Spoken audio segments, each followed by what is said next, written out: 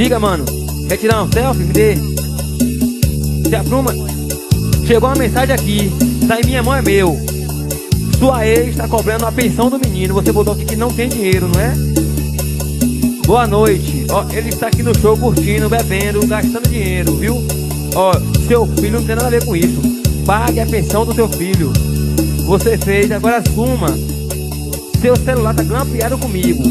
Tá aqui que eu vou entregar os órgãos competentes para uma averiguação a fundo. Me sabe canto? Ando tão arrependido. Meu peito e o meu coração anda partido. Cale a boca pra você não sair daqui preso. Tô sentindo a sua ausência. Tomei o celular, mas sua liberdade tá com você ainda. Eu, por enquanto, na consciência. Eu mandei você embora. Segurança, amarra ele. Tá conversando. Tava fora de mim. Atenção, polícia. Tá procurando quem? O impensionista é? Tá aqui, ó. Foi da boca pra fora. Foi da boca pra fora. Da boca pra fora.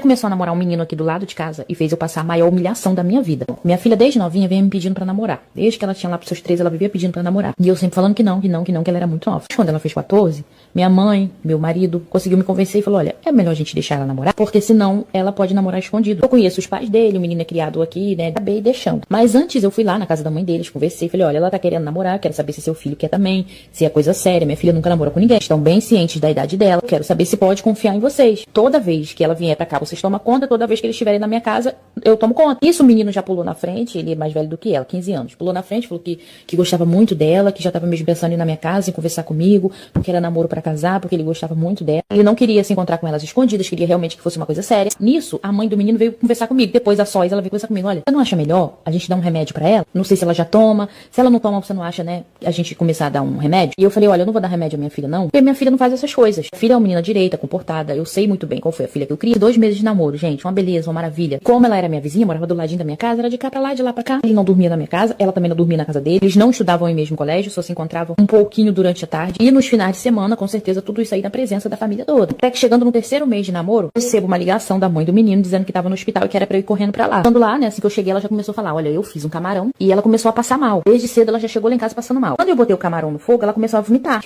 Se ela vira pra mim, solta assim, mas aí eu fiz outra comida pra ela. Quando foi mais à noite, ela continuou vomitando e desmaiou. Parte 2. E a mulher continuou falando. Aí quando foi mais à noite, ela desmaiou. Aí nós trouxemos ela aqui pro hospital, porque achamos melhor, né? Não dá pra esperar você chegar lá. Ela chegou aqui ainda desmaiada. E a primeira coisa que os médicos fizeram foi um teste de gravidez. Quando ela falou isso, gente, eu já agarrei no menino. Ele tava sentado, meu perfil oficial é Fã Clube Culinário 10. Eu já agarrei no pescoço dele e a mãe dele gritou, pera lá, a sua filha tá grávida de 6 meses. E eles estavam juntos e daí ia fazer 3. E eu cega, né, ali na hora, não tava vendo o que tava diante dos meus olhos. Comecei a gritar com ele, pior ainda. Tu engravidou ela antes de tu começar a namorar com ela, pior ainda. Comecei a descascar o menino ali mesmo. Aí a mulher veio, me pegou pelo braço e falou, olha, eu acho melhor você ir lá conversar com a sua filha, que ela vai poder te explicar essa situação aí bem melhor. E eu já fui preparada pra pegar minha filha também. Eu falei, de hoje esses dois não me escapam aqui dentro desse hospital. Quando eu entrei, né, no quarto pra poder falar com a minha filha tava chorando. Quando eu vi ela chorando daquele jeito, eu fiquei com pena. Aí eu falei, eu sabia, ele enganou ela, porque ele já tava pedindo pra namorar desde bem antes. Eu é que não tinha deixado. Então eu fui e falei pra ela, você pode me contar tudo que ele fez com você, pode me falar tudo aqui agora. Eu não vou brigar com você, eu já entendi que você foi enganada por ele, que ele te enganou, eu só quero saber, fala a verdade, o que ele fez com você. Conta tudo como é que foi, que daqui nós vamos se resolver agora. Aí nisso ela começou a falar, mãe, ele não fez nada. Eu falei, como é que não fez nada se tu tá buchuda? Aí foi nesse momento que ela me disse que ela engravidou e não sabia nem quem era o pai,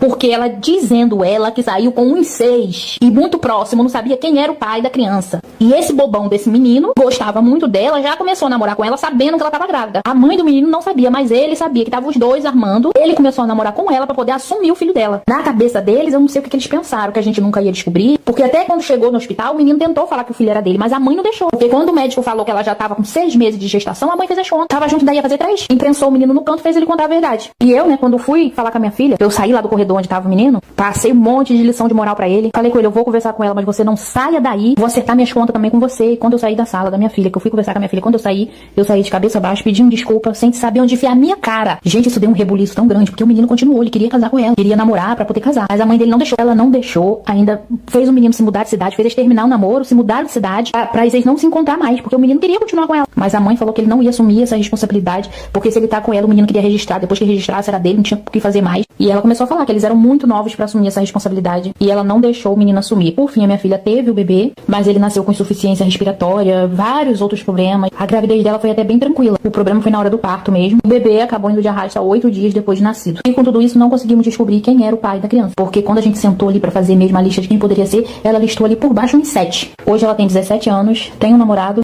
Na verdade, ela tá noiva, eles noivaram no mês passado. E esse menino, nós nunca mais tivemos contato com ele, nunca mais soubemos dele. A única notícia que eu tinha é que ele tinha mudado de cidade, mas também não sabíamos pra onde ele tinha ido.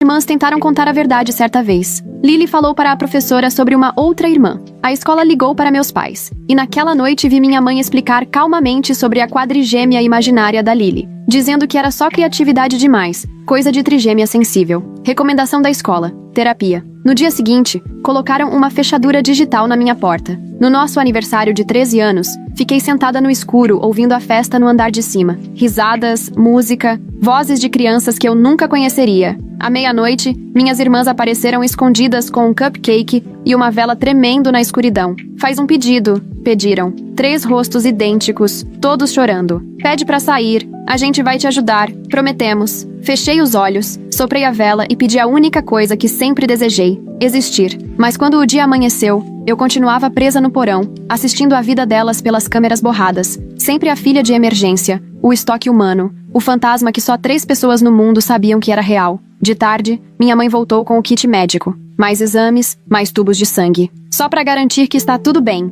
ela dizia. Nunca é demais se prevenir. Parou na porta, olhou pra trás. Você sabe que é amada, né? A gente podia ter te dado pra outra família, mas escolheu te manter. Isso é amor. A porta trancou atrás dela. A luz vermelha piscou. Naquele instante, percebi que precisava tomar uma decisão. Uma decisão que mudaria não só o meu destino, mas o das minhas irmãs também. Senti aquilo gelar dentro de mim, como gelo crescendo no vidro. Eu não podia esperar que minhas irmãs me salvassem. Não dava para contar só com pedidos ou esperança. Se eu quisesse existir de verdade, teria que lutar por isso. Comecei pequeno. Cada vez que minha mãe ou meu pai vinham me examinar, eu memorizava cada movimento deles. Meu pai olhava o celular exatamente 3 vezes toda vez que entrava. Minha mãe cantarolava a mesma música enquanto enchia os tubos de sangue. Eles tinham hábitos e, com o tempo, percebi que hábitos podem ser usados contra quem os tem. As câmeras de segurança viraram minhas professoras. Passei a observar meus pais como um cientista estudando ratos de laboratório. Meu pai saía para trabalhar às 7h43 em ponto e voltava sempre às 18h17. Mamãe sempre fazia as compras na terça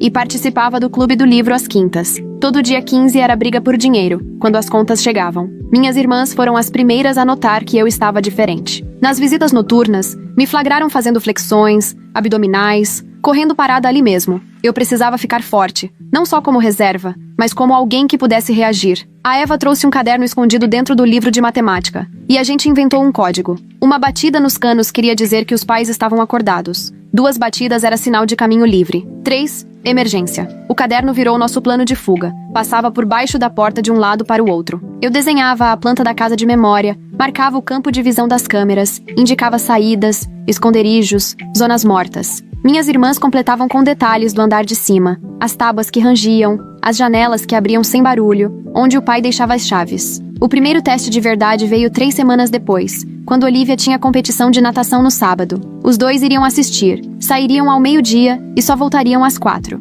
4 horas preciosas. Eu já vinha treinando a abrir a fechadura digital com grampos que minhas irmãs conseguiam trazer escondidos. Depois que você entende o mecanismo, fica fácil. Naquele dia, esperei eles saírem, vi pela câmera, contei até 300 para ter certeza de que não tinham esquecido nada. Aí fui até a fechadura. Minhas mãos tremiam, mas o corpo sabia o que fazer. Clique, clique. A luz vermelha virou verde. Pela primeira vez em 5 anos, a porta se abriu sem um adulto junto. A escada do porão parecia enorme. Subi devagar, as pernas tremendo, mais de nervoso do que de esforço. Lá em cima, outra porta. Essa destrancada. Empurrei e entrei na cozinha, que até então só conhecia das imagens das câmeras. Tudo parecia estranho. Tamanho, cor, cheiro. Ao vivo, era tudo diferente das imagens ruins que eu via. Toquei no balcão, na geladeira, numa cadeira. Tudo sólido, real, prova de que eu não estava sonhando. Queria explorar tudo, mas o tempo era curto. Achei o escritório do pai, revirei gavetas, peguei papéis de seguro, prontuários, extratos. Fotografei tudo com a câmera velha que a Eva tinha passado para mim meses antes. Prova,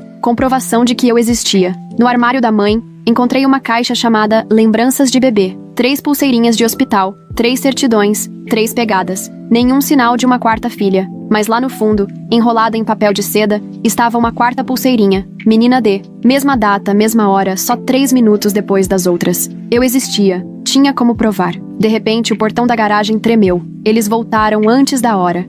Ivete, pega a visão. Boa tarde, tudo bem com você, velho? Eu tô falando sério com você, na moral. Eu tô véi. sendo educado, coisa que você não foi. Ó, diga pra seu parceiro. Não, não é meu parceiro, não. É seu parceiro, sim. Primeiramente, quem tem parceiro é ladrão, mas me diga aí, qual é a problemática? Pronto, diga pra seu amigo pra ele não ficar questionando mulher dos outros, não. Quem é, rapaz? O sacana aqui só anda de boné rosa. Boné rosa? Uma corrente prata com pingente paluso. Rapaz. Que fica no paredão fumando vape. Ah, então não é meu amigo, não. Como não, rapaz? Eu não ando com essa galera que usa vape, não, que é todo mundo careta. Fora que essa parada aí é proibida pela Anvisa e eu ando conforme as leis. Você tá de baratinho comigo, né? Meu velho, vem cá, eu quero saber o que, é que eu tenho a ver com essa baixaria toda aí. Não, eu véio. tô te avisando porque o bagulho vai virar, Meu velho. sonho é acontecer uma desgraça. Eu quero que tudo saia do controle, que vocês apareçam bocão, mas eu continuo incrédulo em saber o que é que eu tenho a ver com esse bagulho aí. Porque eu quero que você passe a visão pro cara, Nem pô. oftalmologista eu sou, velho. Pô, você tá levando o caso na brincadeira. Vem cá, velho, eu queixei sua mulher. Não, mas independente. Eu sou a sua mulher. Lá ele, velho. Então vou te pedir aqui, no máximo de respeitinho, que você não dirija mais a palavra a mim. Do meu marido, sempre que ela precisava de alguma coisa, de algum dinheiro, de cartão emprestado, ela sempre pegava aqui em casa com meu marido ou comigo, até porque ela sempre pagou certinho. Porém, dessa última vez que ela pegou o cartão, ela também pagou certinho. Porém, começou a chegar várias cobranças de loja, de lanche, de várias coisas no cartão dele. E ele ficou pensando assim, talvez ela pegou e passou o cartão em outras lojas, né, e as cobranças tá chegando. Aí, eu tinha umas coisas pra resolver na rua, e eu falei pra ele, não precisa ligar pra ela, deixa que eu mesmo passo lá na casa dela e falo pra ela, né, que tal dia vence e tudo. E foi isso que eu fiz. Peguei, fui resolver o que eu tinha que fazer, e quando eu tava voltando, eu já passei na casa dela, e aí ela me ofereceu um café e tudo, a gente conversou ali e ela ficou assim apavorada, porque ela disse que não fez outras compras além da que ela já tinha me pagado. Daí eu falei, ué, mas tá acontecendo alguma coisa, porque a última que usou o cartão foi você, não te incriminando. Mas alguma coisa aconteceu, eu vou ter que ir no banco. Daí eu liguei pro meu marido, né? Falei, acho que clonaram nosso cartão, então passando, algum bandido pegou e tá usando nosso cartão indevidamente. Meu marido veio, a gente foi no banco, conversamos com o gerente do banco, queria cancelar aquelas compras, até porque não tinha sido nem a tia do meu marido e muito menos a gente. Daí o gerente falou que não tinha o que fazer, né? Porque as compras já tinham sido debitadas e tudo. A gente foi até os estabelecimentos um por um, pra ver se a gente conseguia puxar na câmera.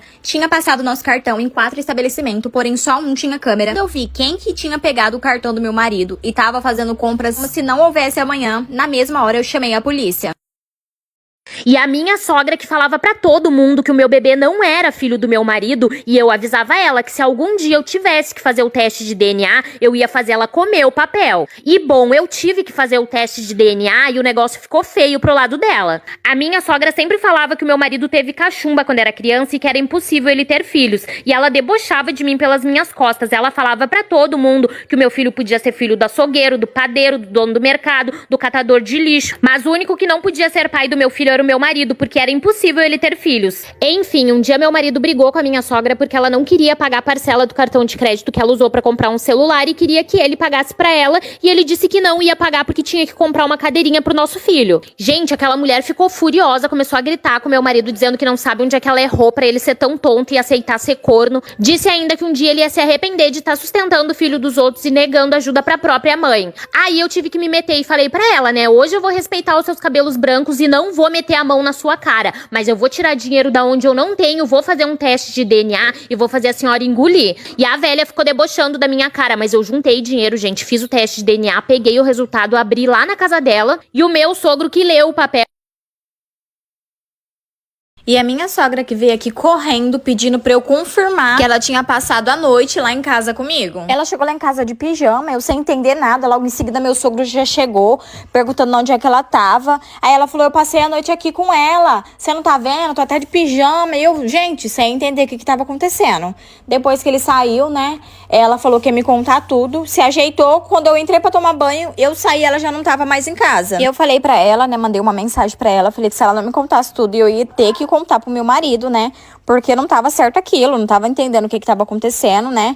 E por que ela não tinha dormido lá com meu sogro, alguma coisa tinha acontecido. Ela me falou pra eu não contar nada e que era pra mim lá hoje à tarde, que ela ia me contar tudo o que tinha acontecido, só que não era pra eu falar pra ninguém, porque senão isso ia dar até caso de cadeia. Fui resolver minhas coisas, né, que eu tinha que fazer aqui em casa, e quando foi à tarde eu fui lá na casa dela. Quando eu cheguei lá, meu sogro não tava, e ela tava chorando muito, gente, inconsolavelmente. Aí eu sentei com ela e comecei a conversar, e quando ela começou a me contar o que tinha acontecido, gente, eu que quis chamar a polícia.